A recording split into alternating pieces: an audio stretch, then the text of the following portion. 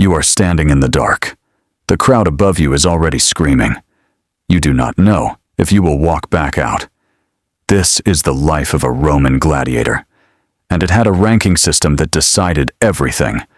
Your rank decided your food, your freedom, your fame, and your fate. Stay with me, because by the end of this video, you will see this world completely differently. Let us start at the very bottom. The Tiro, the beginner, the nobody. You arrive at the ludus, the gladiator school, with nothing. They shave your head. They give you a number, not a name. Your first weapon is not a sword. It is a wooden post. You practice the same strike over and over for weeks. The food at this stage is simple, mostly barley and beans. Historians found gladiator bones. The diet gave them strong, thick bones, but a soft outer layer, a natural shield. You sleep in a cell. Small. Stone. Shared with one other recruit. But here is what most people never think about. You are not a slave yet in your mind. Some Tiro recruits were volunteers. Free men who chose this life for the money and the fame. That changes everything about how you see the Tiro rank.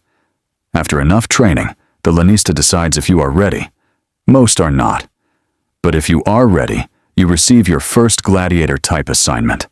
There were many types of gladiator, each one trained differently, armed differently, judged differently. The Murmillo, the Thraex, the Retiarius, the Secutor, each a different world. Now, your first real fight. Not in the great arena yet, in a small local event. Your heart is hammering, your mouth is dry, your legs feel strange, the trumpet sounds, the fight begins. If you win your first fight, something changes in the crowd. They remember your face.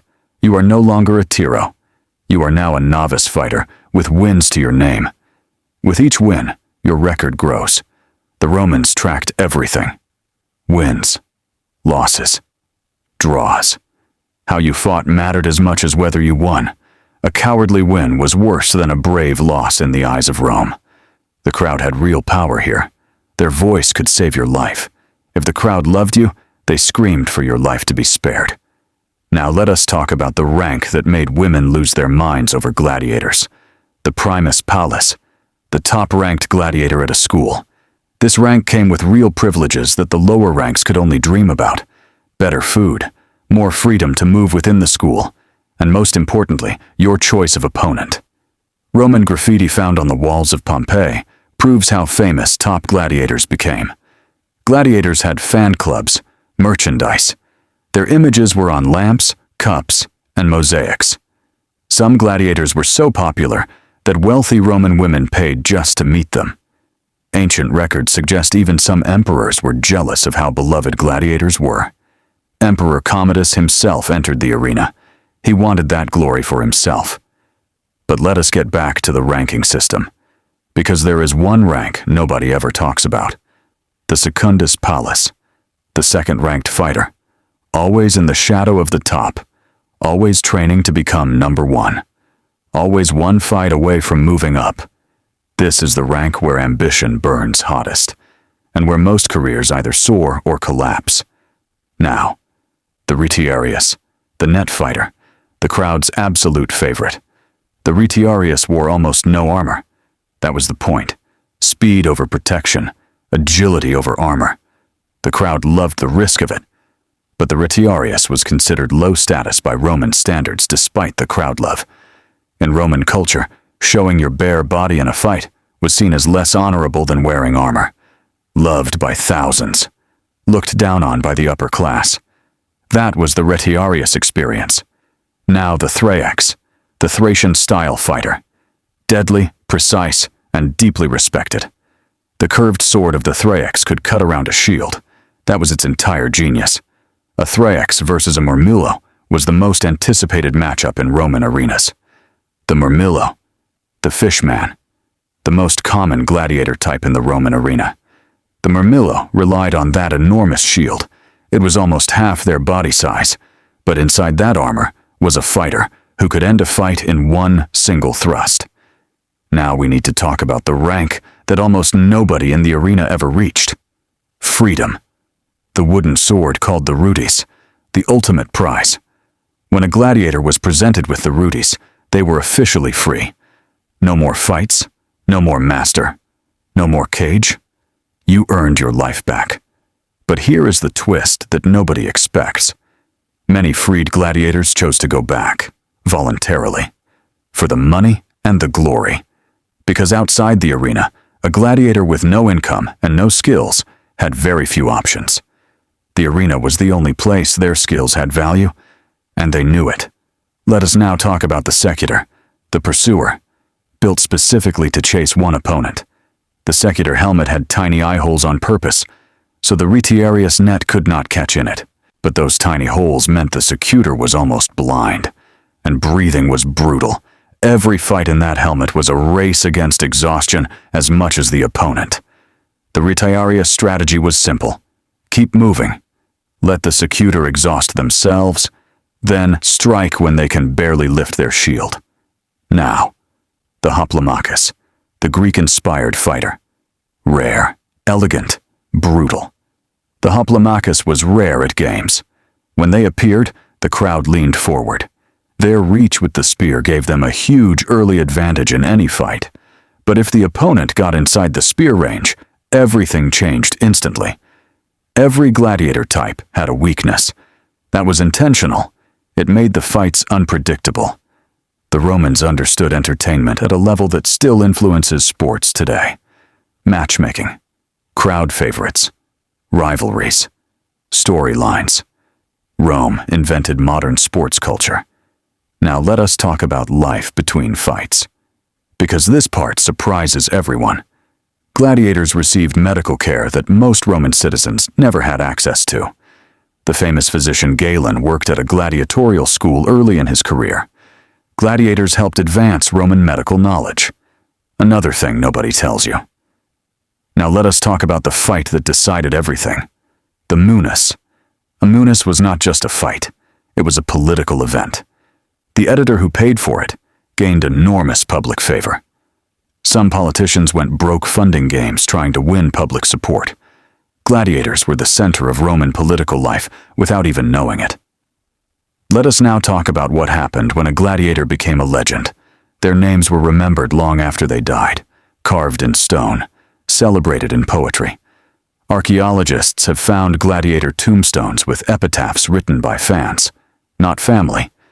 Fans. This is what the highest rank truly meant. Not just freedom, immortality.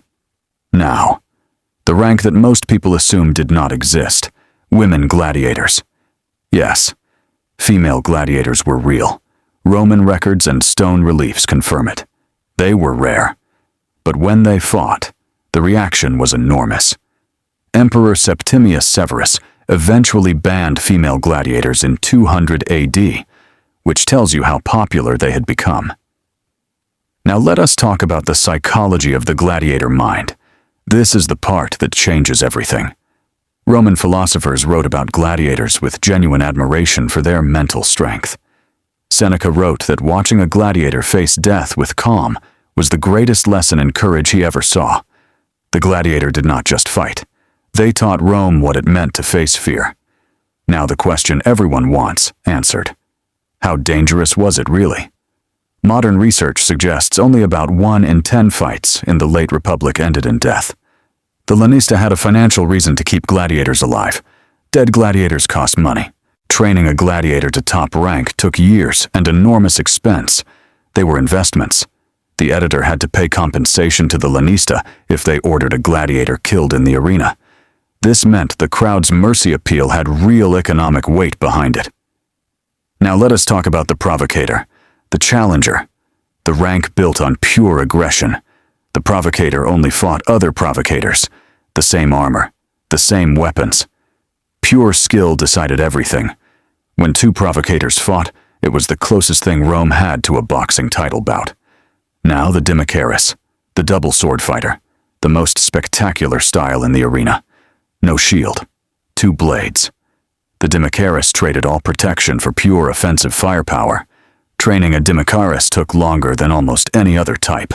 The skill required was immense. When a Dimachaerus reached Primus Palus status, they were considered the crown jewel of any ludus. We have covered 8 gladiator types, but there is one more rank system nobody talks about. The social rank system, where a gladiator stood in Roman society itself. Legally, gladiators were considered infames, people of no honor under Roman law. They could not vote, could not hold office, could not marry a Roman citizen without special permission.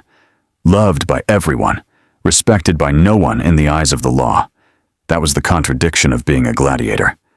Yet despite all of that, young Romans from good families still chose this life.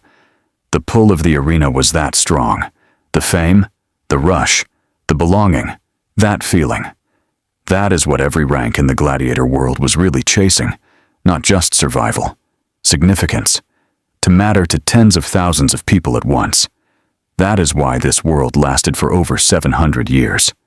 700 years. Think about that. Longer than the United States has existed, generation after generation. Father telling son about the great gladiators they saw as children. The names may have changed, but the hunger for that kind of spectacle never did. We are still watching gladiators. We just call them something different now. But let us come back to you. Standing in that dark tunnel at the start of this video, you came in as a Tiro, unknown, unnamed, one of thousands. But now you understand what it cost, what it meant, what it felt like at every single level.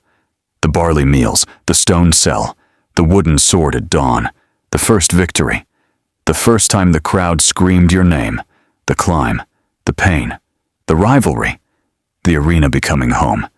And if you were extraordinary enough, the rudis, freedom, a new life.